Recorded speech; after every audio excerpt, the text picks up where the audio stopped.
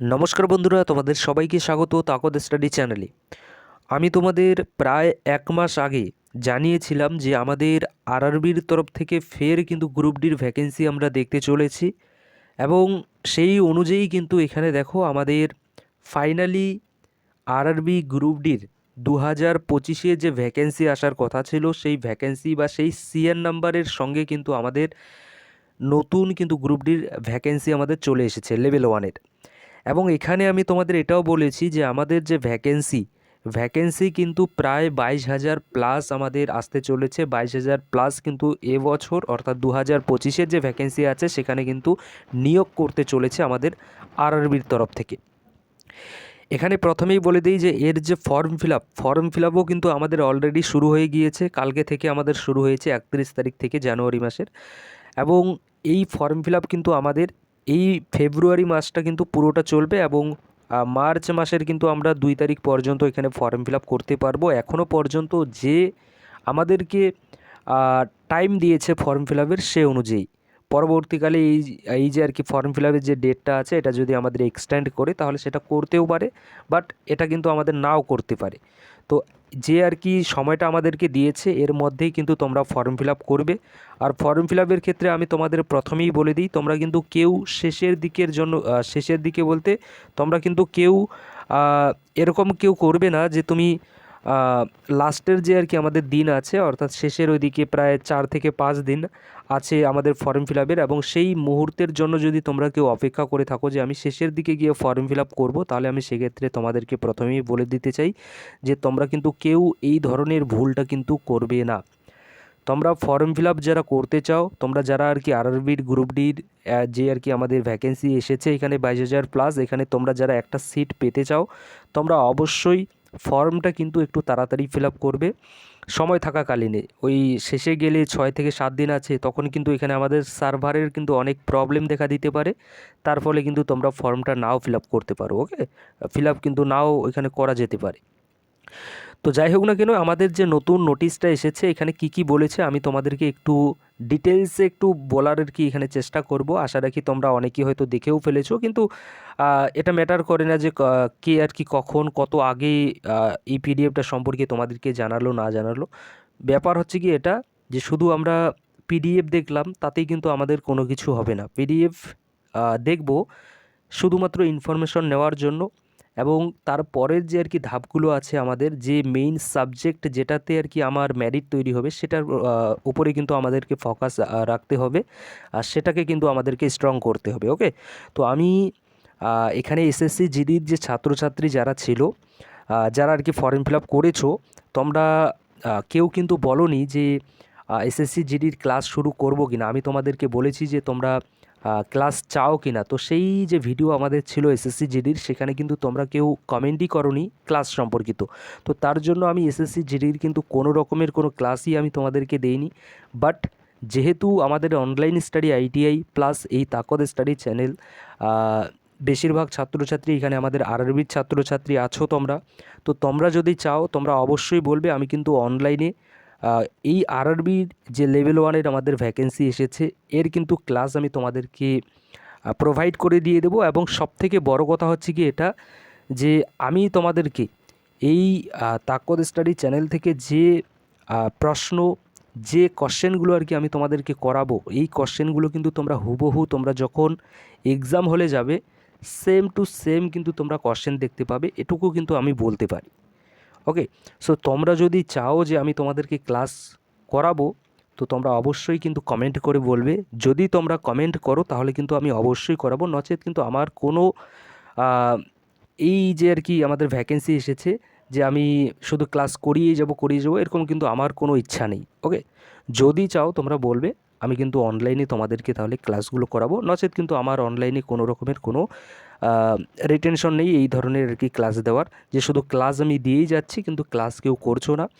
ঠিক, তো আমি সেরকমভাবে কোনো সময় কিন্তু নষ্ট করতে চাই না। যাই হোক না কেন, আমাদের যে এখানে যে নোটিশটা দিয়েছে আমাদের আরআরবির তরফ থেকে, নোটিশটা সম্পর্কে একটু আমরা এখানে বিস্তারিত দেখি, এবং এখানে আমাদেরকে কি বলেছে সেটা কিন্তু এখানে আমিও দেখব, প্লাস তোমরাও কিন্তু একটু দেখে নিয়ে নাও। দেখো, তো উপরে তোমরা দেখছো গভর্নমেন্ট অফ ইন্ডিয়া আমাদের যা লেখা থাকে সেগুলো কিন্তু এখানে আছে। এরপরে এখানে সিএন নাম্বারটা দেখো, সিএন নাম্বারটা আমাদের মোস্ট ইম্পর্টেন্ট, এটা কিন্তু আমাদের মনে রাখতে হবে, কেননা এটাই কিন্তু যখন আমরা ফাইনাল সিলেক্টেড হব তখন কিন্তু এই নামেরই কিন্তু একটা আমাদের হাতে কিন্তু একটা ফিতার টাইপের কিন্তু আমাদের হাতে একটা পরবো আর কি আমরা, অর্থাৎ তোমরা যারা এখানে সিলেক্টেড হবে। তো এটা হচ্ছে গিয়ে 09/2025, 25-এর এটা আমাদের ভ্যাকেন্সি, তোমাদের আগেও বলেছিলাম সিএন নাম্বারটা এটা এর আর কি।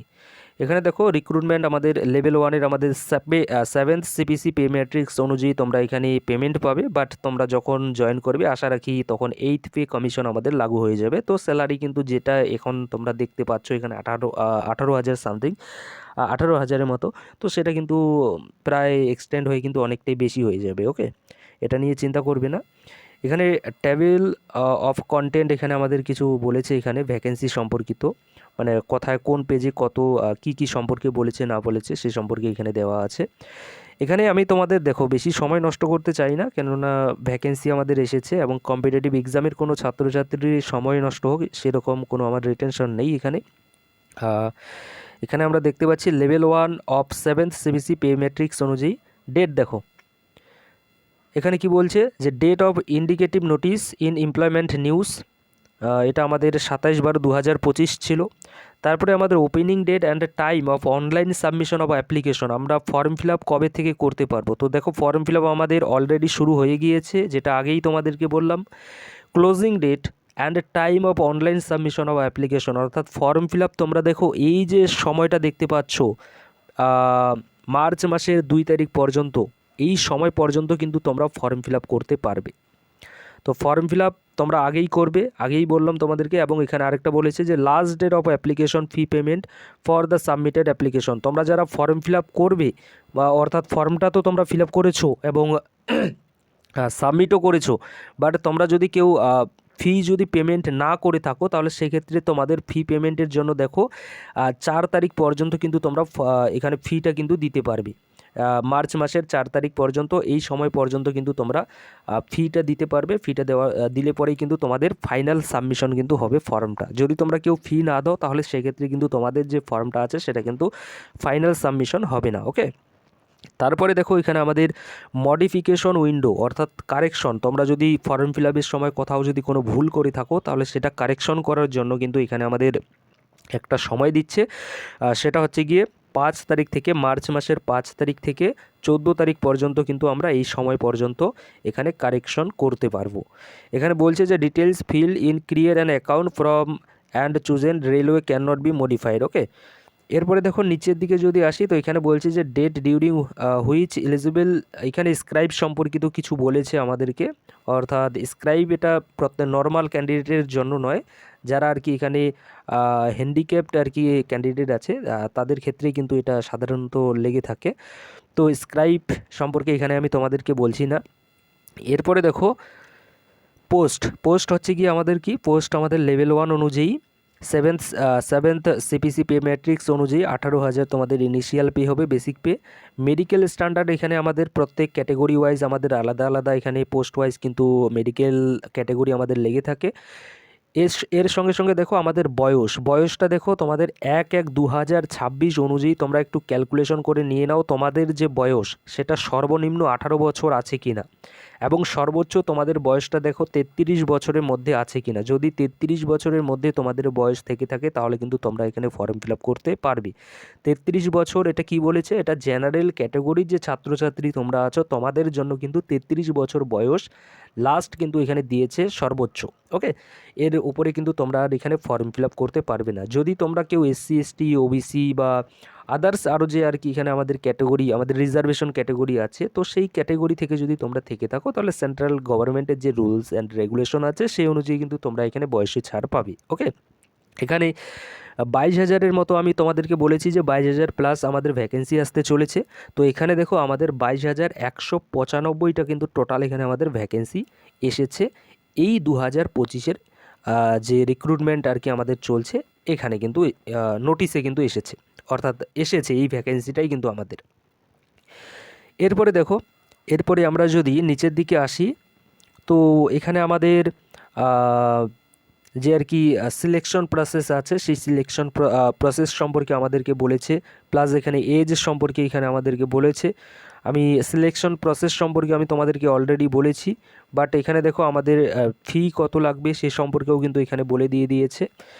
তো এগুলো সম্পর্কে তোমরা আশা রাখি, এগুলো সম্পর্কে আমি বলছি না। এখানে 1/3 আমাদের নেগেটিভ মার্কিং থাকছে, সেটাও কিন্তু এখানে আমাদেরকে বলে দিয়েছে। বলবে কোথায় বলেছে নেগেটিভ মার্কিং সম্পর্কে, তো দেখো 5 নম্বরে এখানে আমাদেরকে বলেছে যে 1/3 mark for every wrong answer. যদি তোমরা ভুল মানে 3টা যদি তোমরা ভুল অ্যান্সার দাও, তাহলে সেক্ষেত্রে 1 নাম্বার কিন্তু অতিরিক্ত তোমাদের এখানে কেটে নেওয়া হবে। ওকে, এখানে নিচের দিকে যদি আসি, তো নিচের দিকে এখানে কিছু জেনারেল ইনস্ট্রাকশন আমাদেরকে দিয়েছে। এরপরে নিচের দিকে দেখো, এই পিডিএফটা তোমরা নিজেরাও চাইলে কিন্তু পড়ে নিতে পারবে। আমি তোমাদের জাস্ট এটুকুই বলবো যে তোমরা ক্লাস চাও কিনা একটু কিন্তু তোমরা অবশ্যই তাড়াতাড়ি কিন্তু বলবে। ওকে, তাহলে আমি তোমাদের সেই ক্লাসের যে একটা মানে যে ক্লাসগুলো আর কি তোমাদেরকে আমি প্রোভাইড করব, সেই ক্লাসগুলো আমাকেও একটু সাজিয়ে নিতে হবে ক্লাসগুলোকে, তারপরে কিন্তু তোমাদেরকে আমি সেই ক্লাসগুলো করাতে পারবো। ওকে, আমাদের দেখো মেডিকেল স্ট্যান্ডার্ডটা এখানে আমাদের দেওয়া আছে, A2 medical, A3 medical, B1, তারপরে C1, এগুলো আমাদের মেডিকেল স্ট্যান্ডার্ড এখানে দেওয়া আছে। এখানে কিন্তু কোথাও আমাদের A1 মেডিকেল ক্যাটাগরি কিন্তু নেই। A1টা আমাদের সাধারণত ALPর ক্ষেত্রে কিন্তু লেগে থাকে। তো A1 হচ্ছে কি একটা টাফেস্ট কিন্তু আমাদের একটা মেডিকেল এক্সাম হয়ে থাকে, আর সেটাই কিন্তু একটা টপ এক্সাম মানে মেডিকেলের মধ্যে। সেখানে আমাদের 6/6 কিন্তু লেগে থাকে চোখের ক্ষেত্রে।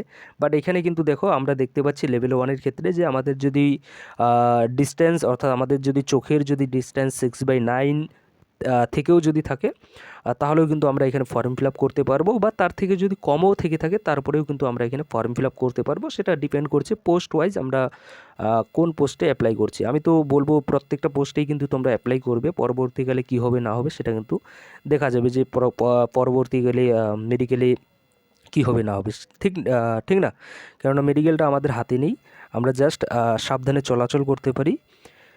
এখানে ন্যাশনালিটি অবশ্যই আমরা ইন্ডিয়ান আছি, ইন্ডিয়া ছাড়াও এখানে নেপাল, ভুটান, আদার্স যে আর কি রুলস অ্যান্ড রেগুলেশন আছে সেই অনুযায়ী তোমরা কিন্তু এখানে পারবে ফর্ম ফিল আপ করতে।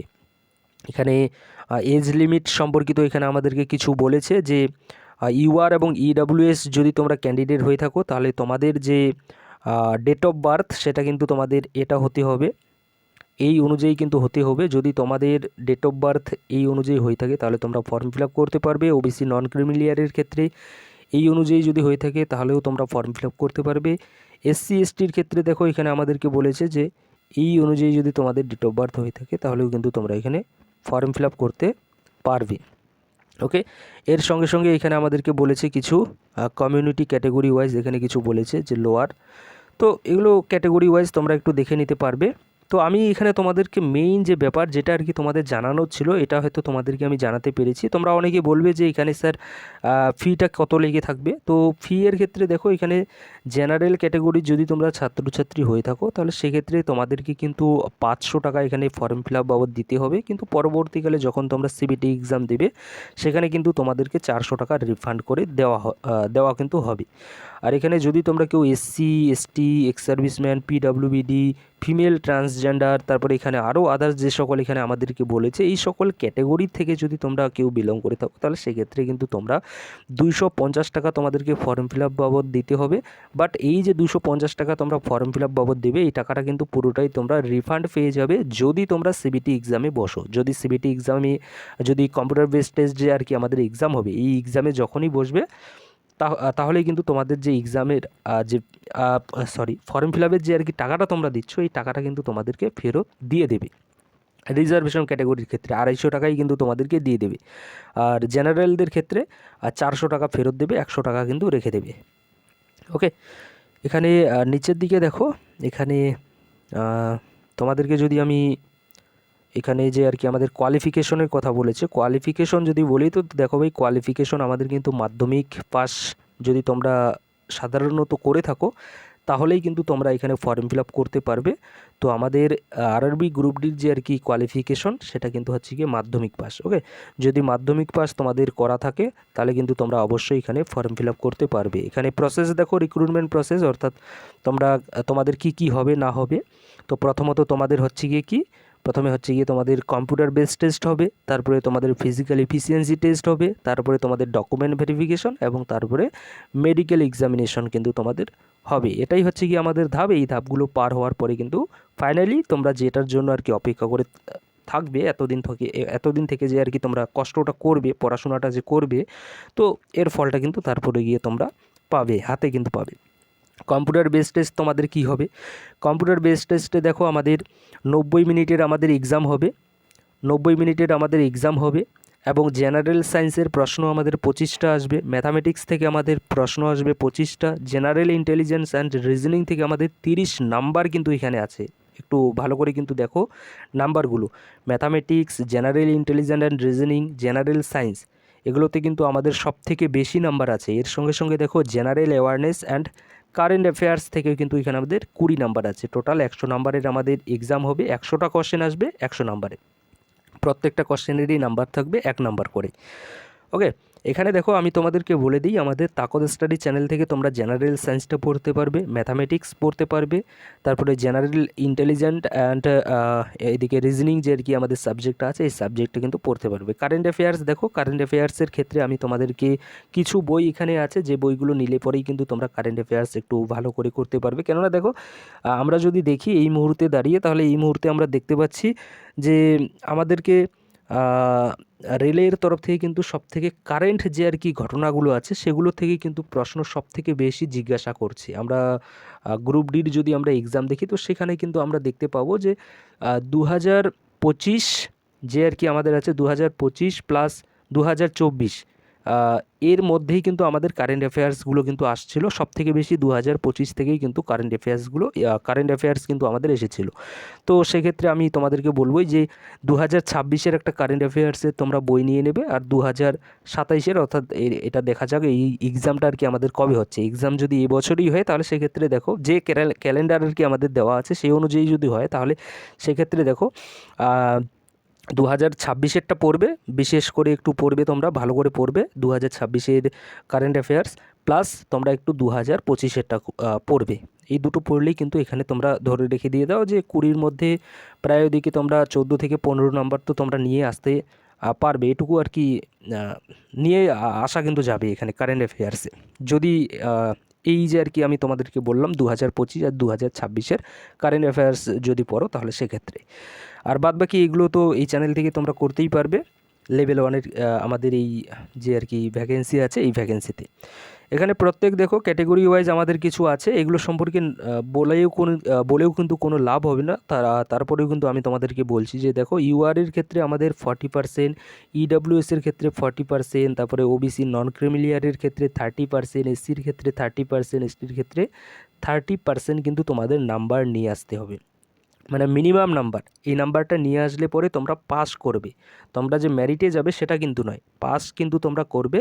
তবে মেরিটে আসার জন্য, কাট অফ ক্লিয়ার করার জন্য কিন্তু এর থেকেও কিন্তু অনেক নাম্বার কিন্তু নিয়ে আসতে হবে, আমাদের দ্বিগুণের থেকেও কিন্তু বেশি নাম্বার নিয়ে আসতে হবে। অর্থাৎ এখানে 40 নাম্বার 100-র মধ্যে যদি নিয়ে আসো, তাহলে দ্বিগুণ করলে পরে হচ্ছে কি 80, তো 80 নাম্বারেই কিন্তু তোমার এখানে হবে না। ওকে, 80-র থেকেও কিন্তু তোমাকে বেশি নাম্বার নিয়ে আসতে হবে, তাহলেই কিন্তু তোমার এখানে সিলেকশন হবে। এটা তোমরা ধরে রেখে দিয়ে দেবে যে 80-র উপরে তোমাদেরকে নাম্বার নিয়ে আসতে হবে, আগেই তোমরা কেউ মিনিমাম নাম্বারটা কিন্তু ধরবে না।